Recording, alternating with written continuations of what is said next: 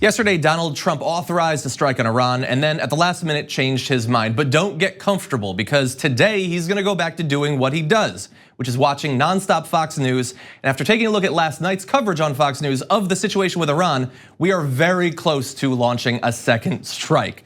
Take a look at a couple of these videos. We're gonna start with Greg Gutfeld, who has an absolutely insane analogy to video games for why we should not fear war with Iran.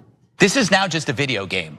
And I think that's good news. We're now in a time where it doesn't matter how large your population is because the population is no longer expendable in war. It's now about the machines that you have. Drones are now replacing bones, Jesse. Yes, I like to do rhyming there. So it'll be stuff versus stuff. And fortunately for us, we have the best stuff. And if we have the stuff up there, doesn't matter what they have down there. We control them if we have a sky of drones. So then how do you retaliate, right? How do you retaliate to something that isn't human? Like, they took $160 million worth of machinery from us. We have to do that, which means either hitting some parts of their navy or refineries or whatever. You find out you retaliate with machines. But I think it's good news because I think we're moving away from hurling bodies at bodies. That's a good. Can I disagree slightly? No, you can't. That's a great end there. I'm gonna take a sort of a cue from him. How do you respond to something that's not human, like that commentary? We've been fighting in Afghanistan for 18 years. We have a lot more machines and video game equipment than they do. We're still in Afghanistan. So wait, so it's not as simple as playing Halo?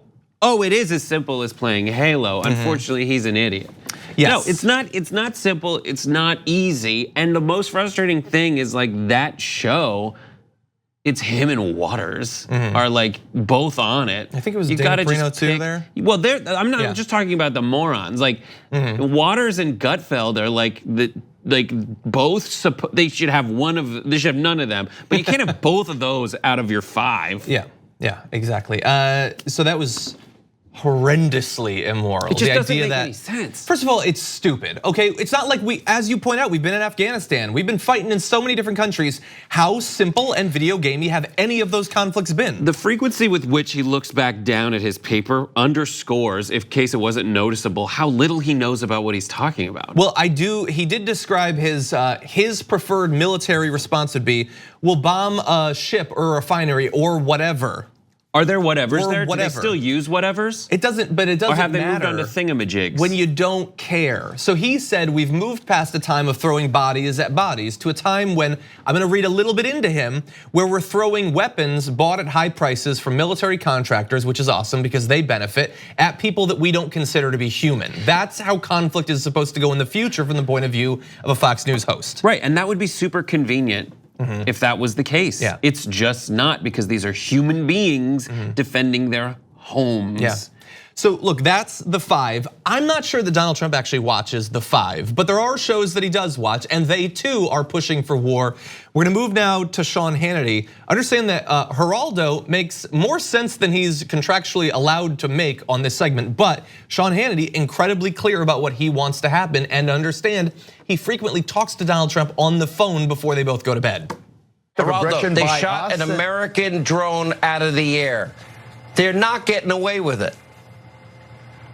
Well, Sean, if indeed the drone was over Iranian airspace, then it's not a question of getting away with it. It's a question of self-defense. Wait a minute. The president was very clear. We pinpointed the exact location. It's the truth. Let's see their proof. Let's see their proof. Let the international community see their proof. Let them see our response. Truth matters here. Facts matter. We should not rush into another disastrous military conflict. How many times do we have to go down this road? How many American lives have to be lost for nothing? You didn't listen to my monologue. I did 12 combat assignments nearby in Iraq, 12 others in Afghanistan. I've seen the suffering of our GIs in combat. At least let's prove that they were in the wrong. Geraldo, I never said boots on the ground. I said just the opposite.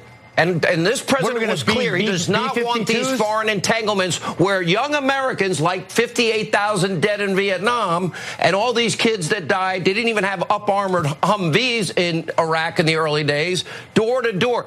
Those days are over because Washington can't fight a war without politicizing it. But if you shoot an American missile or drone out of the air and you attack tankers in the Straits of Hormuz, you're gonna get the living crap bombed out of you. So he makes references there to how the situation in Iraq was so mismanaged. I don't remember who it was that started that war, but I have to assume it was someone that Sean Hannity didn't support. Every night, literally every night, and support that war, by the way. So again, I just want to say that I said this earlier in the show, but we are at a point where this is the end of a decades-long fight for them to get to a certain point, and now they're just playing around with the victory. So in this situation, you can't fight a war without politicizing it. He totally can. He is operating, all of his potential to declare war is operating outside of how the Constitution they so revere sets up the ability for the president to declare war. He can just do it willy-nilly. And what do you mean without politicizing it? Ideally, you have Congress who can vote on whether or not that they're behind it. So war should at least in some way be influenced by how people in America would respond to it. I know that they've gerrymandered it quite a bit so that you can see stat after stat that says that within states, the representation in Congress is different from the breakdown of the votes by a percentage. I think that you're overthinking this. I think when he says without politicizing it, he means that the rules of engagement are too humane, too moral. I think that's what he's referencing in Vietnam.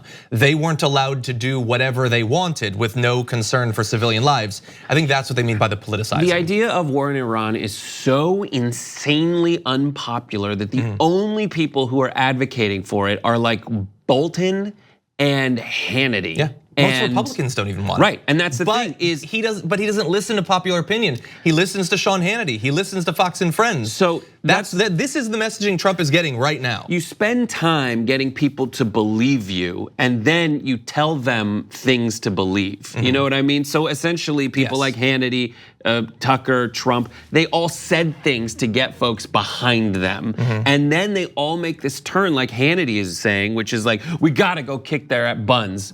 We gotta go do it. But that kind of thought process is not what made this current president popular. What made this president popular is a sentiment saying we gotta get out of these wars. This is stupid, bring the people home. Everything that everyone before us ever did was dumb, and what they did before this was send us into wars that are still happening. I agree, although I think as unpopular as it is, even amongst Republicans, if Donald Trump was to do it, I think his base would like it. But Trump's we have a couple of guests we gotta get to. So Brian Kilmeade, this is how Trump starts every morning, said, I think by not doing something, he is doing something. There are consequences for non-action, and there's consequences for action. In the Middle East, a non-action is looked at in many cases as weakness. So when Donald Trump turned on TV from bed, ate a cold Filet-O-Fish, and turned on that program, what he heard was, I am weak.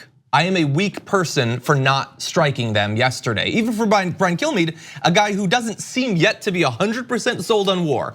And so that is the beginning of how he'll start his day. The rest of his day will be war, war, war. We have to retaliate. They shot down a remote-controlled plane. By the way, Fox and Friends brought on a guest, Joey Jones, a guy who says at some point in this segment, we shouldn't go to war, but he also said, listen, I deployed to Afghanistan, I deployed to Iraq. I don't want to see anyone deploy. I think if Iran provoked us to that point, it would be a pretty quick and easy war. I really do believe that. Where have we heard that before? A quick and easy war with Iran, a country 4 times larger than Iraq with a far, far larger military. You have 1 million people in it. 1 million people in their military, and all Fox News is saying to Trump is, it's like playing Xbox. It's super simple. We send B-52s and cruise missiles, we bomb them to hell, and then there's probably no consequences. Nothing bad happens after that. That's the end of the whole thing. That's what he's being told, and he is stupid and gullible enough to believe it. So what everyone needs to do is appeal to Trump's desire to get reelected over his desire to seem like a tough guy. Yeah. And what's frustrating, everyone was flailing. Kilmeade went on the Outnumbered right after his morning show and was saying these exact things. Like, isn't it great how he was kind of convincing people that he was gonna do it and then he didn't do it? I think that was the whole plan all along. No, if it was, that was stupid, and B, no, it wasn't. It might have been, which was definitely stupid.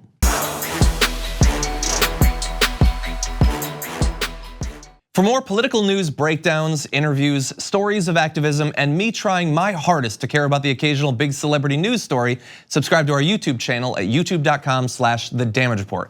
And you can ring the bell wherever it is so you don't miss anything.